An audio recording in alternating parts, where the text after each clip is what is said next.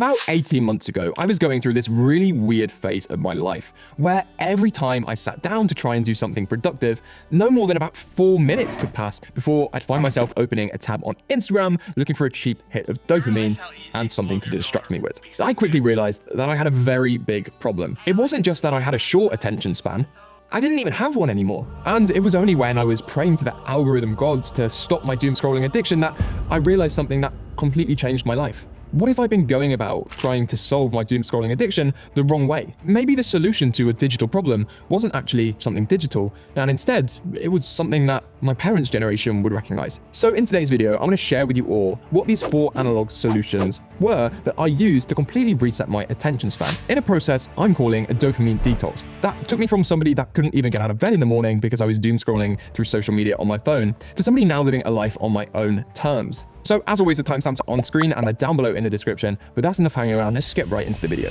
So we're going to start off with level 1 because this was the first thing that I did when I felt completely addicted to my phone. So if you have no idea where to start, look no further than this. And this is when I realized that I had a huge problem with my doom scrolling addiction. And I'm sure that this must resonate for some of you guys too.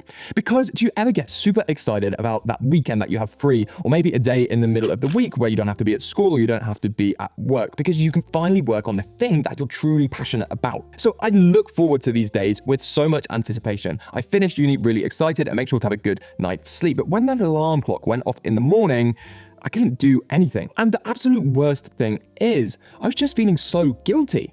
Because even though I was sort of tricking my brain into thinking I was being productive, I was watching semi-reasonably productive things on Reels, I still wasn't actually doing anything for myself. And I just felt like a complete loser. But one day, I'll be honest, I think I got a little bit lucky because one of those videos I was watching was an Ali Abdaal video, and he touched upon something that completely changed my life for the better and stopped me doom scrolling through my phone. Because I realized very quickly that the reason why I was squandering all of this free time was that even though I could get really excited about having all of this space and energy to focus on myself, I didn't actually know what that was for me, and I didn't know what would give me happiness. So what is it? What I did was take out a pen and paper. Yes, a physical pen and paper, guys. That is absolutely crucial if you want to succeed. And just write down 3 things that you actually want to do with your life. But this is important. Those 3 things need to be for you, not for anybody else, not for your work, not for school, not expectations from your friends or families. What do you actually want to do with your life? Now, you can get fancy and call this your sort of mission or your purpose, but the reason why this was the first thing that I did and the first thing anybody has to do if they want to get their attention span back is because for about 98% of the population, they're just sort of running on autopilot and you're told what to do. And then when you all of a sudden have that free time where you have to figure out for yourself what you're going to do, you have no idea where to start. And if you look at it this way, it's really not your fault that you're doom scrolling and wasting all of your time, your energy, and getting sucked into all of these cheap fixes and cheap hits of dopamine. Even though this first level was pretty life-changing for me, I very quickly realized that there was a huge problem with this goal setting. And when I first sat down to get started working through my YouTube channel, I discovered it pretty quickly, and I'm sure that you will experience this too unless you implement what I'm about to tell you. Because let's be honest, guys, not everybody that watches this channel is going to have the goal of wanting to start a YouTube channel. For you, maybe you want to lose 20 pounds. Maybe you want to start saving for retirement.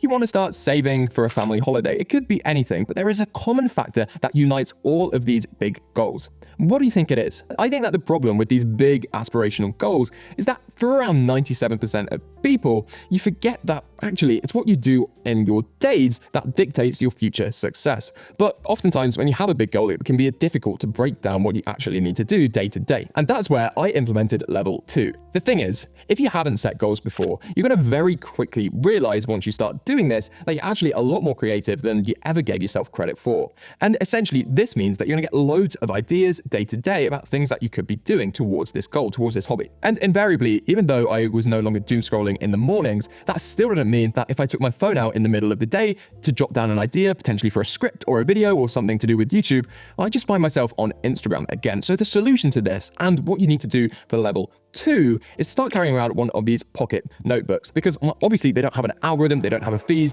You can jot down all of your ideas and then just see how they sort of link from day to day. But the next part of this system to completely get your life back together and reset your attention span is something I've realized I needed when I sort of bypassed and went past this beginner stage of the dopamine detox. And this isn't something that many people talk about, but I think it's a really big problem. So hear me out. The thing is, when people say that they're doom scrolling or they're addicted to their phones or social media, oftentimes they're just referring to either TikTok or Instagram or even for the heathens out there, Facebook. You know who you are. But have you noticed how nobody ever really talks about being addicted to YouTube? And let's be honest, maybe that's why you're here and you are staring at my face. And the thing is, oftentimes, many people, myself included, think that being on YouTube is actually kind of productive. And this brings us to a huge problem, because oftentimes when we're progressing in our life and we're trying to make progress on one way or another, we need access to new information. And one of the best ways to do that is by consuming content. And the problem was that my sort of YouTube addiction went on for a good few months because I'd sort of convinced myself that since some of the time I was being somewhat productive on YouTube, it wasn't actually a problem.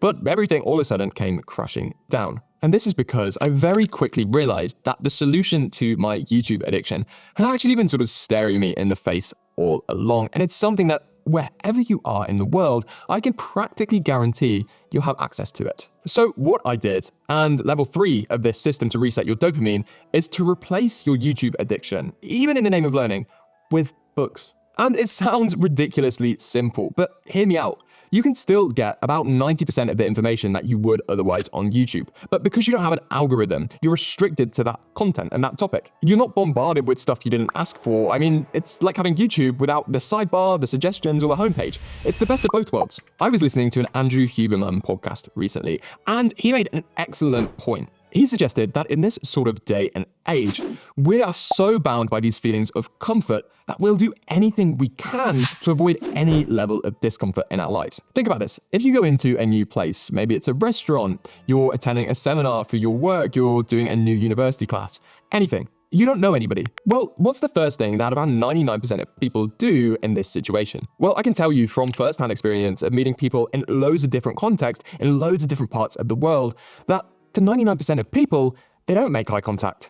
They don't try and strike up conversation with strangers. They'll just reach for their phone out of their pocket and pretend to be busy on their phone, whether that's scrolling social media, whatever. And what the heck does this have anything to do with resetting your attention span, you might ask? Well, that's an excellent question, because the last level to this system was something that I only realized pretty recently, as of a few months ago. Because even though I'd sort of got my life back on track, I'd started to grow this YouTube channel, I'd started to feel a lot more comfortable going out and meeting new people, I'd still resort to those times where I'd scroll through my phone and I wouldn't know why, because I thought I'd solved the problem. And I realized that in all of these cases, when I was resorting to my phone, I was just trying to avoid doing the hard thing, doing something a little bit uncomfortable. So level 4 of resetting my attention span and stopping wasting all of my time doom scrolling through social media was asking myself this: what difficult thing am I putting off just because it makes me feel uncomfortable? Maybe it was making a phone call, doing the essay, responding to an email. I really started to look introspectively at what was causing me that sort of psychological discomfort. And if you constantly use your phone to avoid these negative feelings, well, you'll never get anything hard done. But Ollie,